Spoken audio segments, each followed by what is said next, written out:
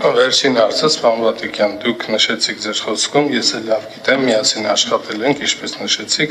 երկար տարիներ եղել եք քննիչ, դատախազ, հիմա փաստաբանական համայնքում եք,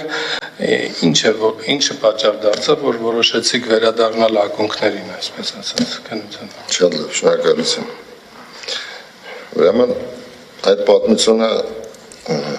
ավելի ճիշտ իմ շարժառիթը ակակոռուպցիոն կոմիտեի նախագահ դառնալու շարժառիթի ակնկալիքները շատ հստակ են։ Ես ճիշտ ասած վերլուծելով իմ աշխատանքային կենսագրությունը նորից նշեմ, որ մոտավորապես 30-ից ավել 31 տարի բացվեն մասնագիտական փորձառությունն եմ, դրան էլ գումարած որպես դասախոս մոտավորապես 7 տարի դասավանդում եմ կոնկրետ այն առարկաները, որոնք անհրաժեշտ են այս գործունեության ընկալման համար։ Ուրեմն ես այսպեսի մի գաղափար ինձ մոտ առաջացավ, որ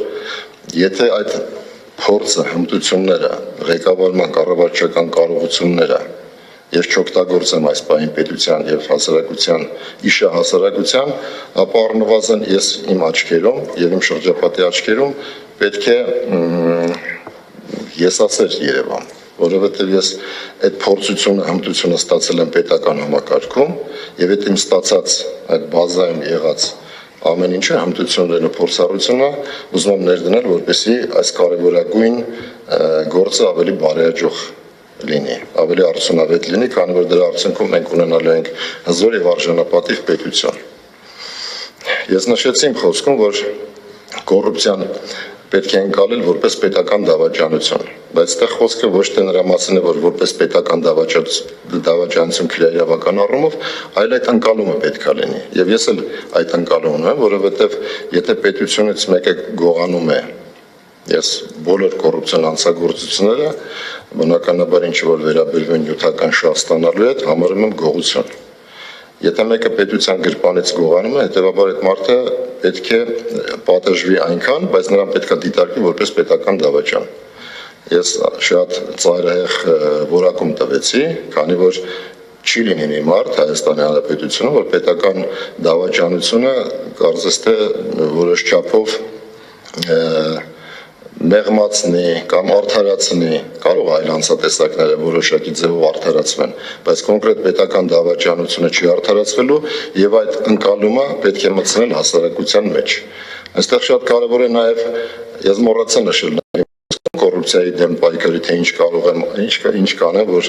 դառնամ ակակոռուպցիոն կոմիտեի նախագահ, ես նաեւ պետք է գործողություններ կատարեմ, բնականաբար ոչ թե ես, այլ ամբողջ հասարակությունը, որպեսզի մտածելակերպ փոխվի։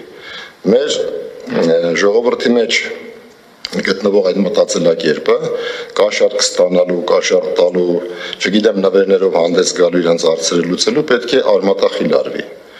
Մոտավորապես մի քանի տարի առաջ, մի 3-4 տարի առաջ, երբ որ դասավանդում էի Բուհերում, ես միշտ ուսանողներին հարցնում եմ, թե ինչ կարծիք ունեն կոռուպցիայի մասին։ Մի 4 տարի առաջ ուսանողներ կային, որ ոգեշնչված էին եւ գովում էին կոռուպցիան, նույնիսկ ի զարմանս ինձ։ Բնականաբար փորձում էին նրանց բացատրել, ինչքանով էր դա հաջողվում ինձ, չեմ կարող ասել, բայց շատ ուրախալի էր, որ սկսած անցած տարվանից մի ուրիշ ծերունդ է եկել, հատկապես այս տարվա առաջին կուրսի ուսանողները, նրանց մտածելակերպը հավատացնում եմ ձեզ, որ արդեն փոխված է։ 100 հոգանոց կուրսի մեջ ընդամենը հայտնաբերել է մեկ մարդ, մեկ տղա, որ կարծես թե կողմ էր կոռուպցիայի դրսևորումներին, բայց ես կարծում եմ հասարակական կարծիքի ազդեցության տակ ինքը կփոխի իր վերաբերմունքը եւ արդեն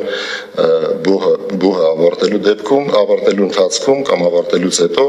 արդեն ավելի առողջ մտածելակերպ կունենա։ Այսքանը։